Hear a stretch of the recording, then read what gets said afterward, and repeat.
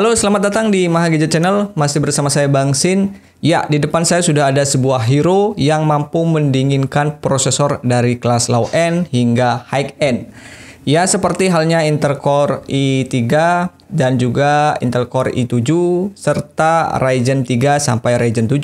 Bahkan CPU cooling ini mampu menaklukkan prosesor kelas high end seperti Ryzen 9 dan juga Intel Core i9.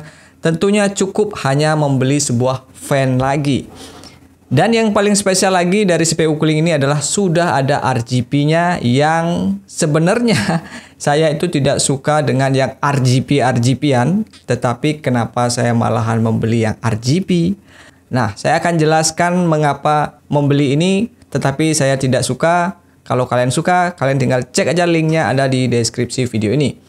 Saya akan jelaskan setelah intro yang satu ini.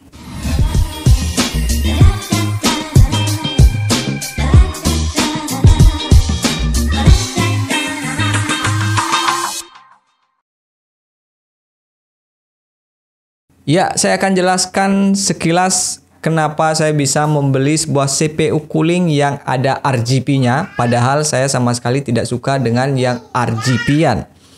Nah, ternyata toko yang menjual part komputer itu sangat pintar sekali supaya semua komponen PC yang ada di toko mereka itu stoknya habis secara bersamaan. Jadi mereka jualnya secara bundling. Dan saya ternyata kena perangkap tikus mereka. Ini saya beli bersamaan dengan si motherboard MSI A550A Pro yang khusus ditujukan untuk content creation. Jadi kalau saya mau beli sebuah motherboard yang harganya lebih murah daripada toko yang lainnya, maka mereka harus bundling sama yang ini. Jadi saya mau nggak mau harus beli ini. Beli motherboard plus mesti harus beli CPU cooling yang ada RGB-annya ini. Kemudian di casing saya juga ada RGB-RGB-an, bahkan itu juga akan saya jual juga untuk fan-nya karena memang saya tidak suka dengan RGB. Itu juga di bundling, jadi kalau saya mau beli casing yang saya suka itu, karena kebetulan casing itu sesuai dengan kebutuhan saya, maka saya juga harus disertakan dengan fan yang ada RGB-nya. Yang sebenarnya saya bukan penggemar RGB-RGB-an. Tapi kalau kalian suka dengan RGB-RGB-an, kalian bisa membeli ini.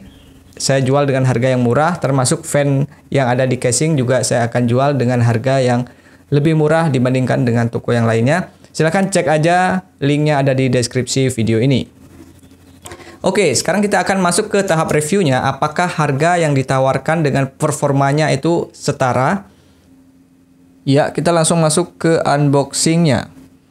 Ini terdapat stiker yang masih disegel. Jadi di sini saya buka dengan menggunakan pisau karena kalau dikletek ternyata untuk segelnya terkelupas. Buat kalian yang ingin menjual kembali mungkin bisa dikletek kalau bisa, tapi di sini karena lemnya sangat lengket, kalau dikletek dia pasti terkelupas. Di bagian dalamnya terdapat sebuah buku panduan atau manual book untuk melakukan pemasangan dan soket apa yang didukung mulai dari Intel dan juga AMD. Terus di sini kita dapat thermal paste yang cuma sekali pakai aja. Ya nggak masalah lah karena kan harganya juga murah banget. Kemudian kita dapat lagi baut untuk melakukan pemasangan di bagian prosesor. Terus kita dapat lagi dudukan stand untuk melakukan pemasangan di soket Intel maupun AMD. Untuk soket yang disupport dari CPU cooling dari flash L6 seperti Intel LGA 775, Intel LGA 115X, LGA 1366, dan LGA 2011. Sedangkan untuk AMD itu sudah support dengan AM3 dan juga AM4. Jadi sudah support lah dengan AMD Ryzen generasi 5000 series. Dan inilah dia tokoh utama kita, dari flash L6. Kita singkirkan terlebih dahulu. Lalu kita ambil lagi. Ya, ternyata dudukan stand lagi. Sudah kosong ya. Oke, kita singkirkan. Dan sekarang kita buka untuk hero dari Intel dan juga AMD yang sudah ada RGB-RGB-nya.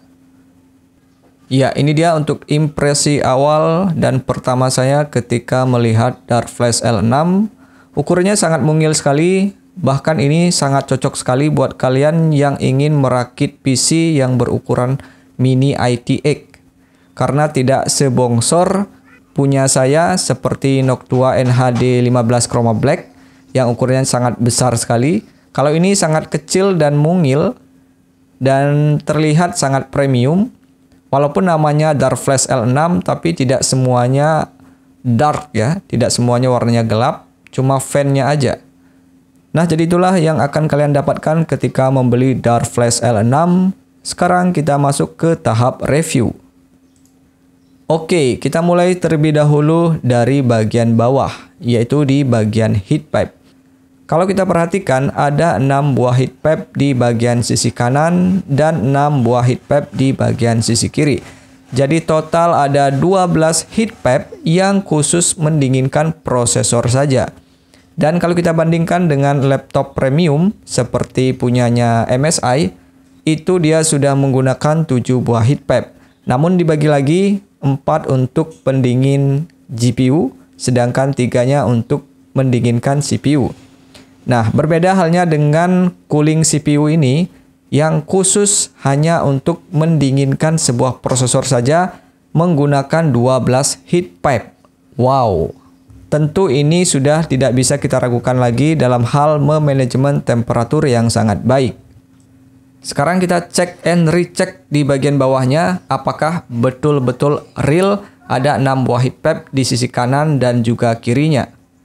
Ya, kalau kita perhatikan memang benar-benar real ada 6 heat pipe di sisi kanan dan kirinya yang menyangga 12 heat pipe.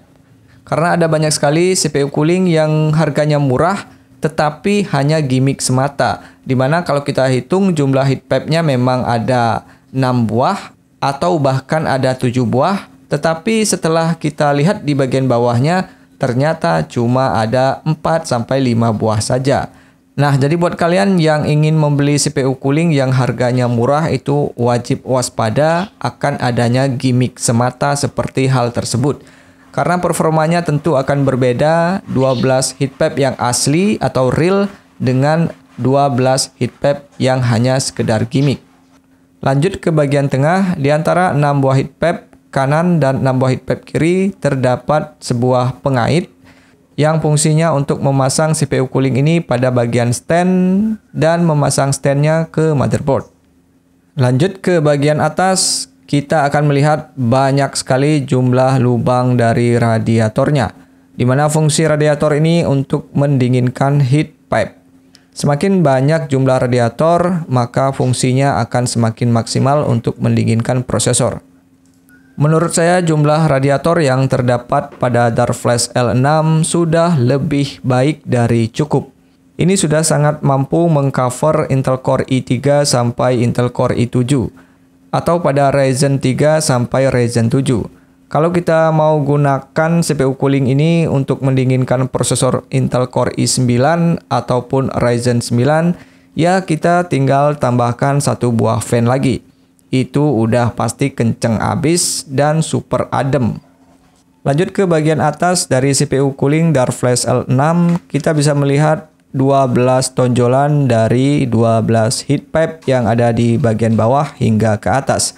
Kemudian kita juga melihat build quality yang berwarna silver, di mana ini menambah kesan premium Dark Flash L6 meskipun bisa dibilang harganya yang cukup murah. Lalu kita juga bisa melihat sebuah fan, di mana memiliki dimensi 90 x 90 x 25 mm dan memiliki kecepatan kurang lebih 2200 rpm. Ini udah kenceng banget. Sementara untuk CPU cooling Noctua NHD 15 Chroma Black yang saya punya itu kecepatan fan-nya mencapai 1500 rpm. Fan-nya lebih kenceng ini malahan ya, padahal harganya lebih murah. Untuk level noise-nya mencapai 23,4 dB. Bisa dibilang ini cukup silent untuk sebuah fan, meskipun CPU cooling punyanya Noctua itu memang lebih silent. Tentu kalau kita compare antara CPU cooling Dark Flash L6 dengan Noctua NHD 15 itu tidak apple to apple. sebab range harganya yang berbeda jauh. Sekarang kita melihat keseluruhan dimensi dari CPU cooling yang ukurannya sangat mungil ini, di mana lebar di bagian bawah heat pipe 3,77 inci, lalu tinggi untuk keseluruhan CPU cooling ini mencapai 5,35 inci, kemudian lebar di bagian atasnya 3,54 inci. Jadi walaupun kita pasang 3 fan, satu di sisi kanan dan satu di sisi kiri, ini masih worth it karena ukurannya yang memang mungil abis. Oke, sekarang kita masuk ke tahap pengujiannya. Spek PC yang digunakan untuk pengujian kali ini bisa kalian lihat pada layar. Untuk mengetahui seberapa jauh performa dari CPU cooling ini, kita akan compare dengan CPU cooling bawaan AMD sendiri, yaitu AMD Wrightspear. Tes pertama yang kita gunakan adalah Cinebench R15. Darflash L6 maksimum temperaturnya mencapai angka 50 derajat dan rata-rata temperaturnya mencapai 43 derajat. Ini lebih adem lagi daripada AMD Wrightspear. Lanjut ke hasil pengujian yang kedua, kita menggunakan tes Cinebench R20. Kalau kita perhatikan di Darflash L6, maksimum temperaturnya ada di angka 54 derajat Celcius dan temperatur suhu rata-ratanya mencapai 50 derajat Celcius. Lebih adem lagi dibandingkan dengan CPU cooling default dari AMD. Tidak lengkap rasanya kalau kita tidak gunakan untuk menguji game. Game yang digunakan untuk mengetes CPU cooling ini menggunakan game Horizon Zero Dawn. Dan Darflash L6 mendapatkan temperatur maksimum 46 derajat Celcius. Lagi-lagi CPU cooling Darflash L6 lebih unggul dibandingkan dengan CPU cooling default bawaan dari AMD itu sendiri. Oke, sekarang kita masuk ke tahap kesimpulannya. Menurut saya CPU cooling Darflash L6 sangat worth it sekali untuk performa dan juga harganya. Mengingat performanya yang mampu menaklukkan prosesor Intel Core i3 hingga Intel Core i7 dan juga Ryzen 3 hingga Ryzen 7. Dan kalau kita mau pakai Intel Core i9 maupun Ryzen 9, kita tinggal tambahkan jumlah fan-nya saja. Nah, setelah melihat review ini, apakah menurut kalian CPU cooling ini worth it atau tidak? Silahkan cantumkan pendapat kalian di kolom komentar.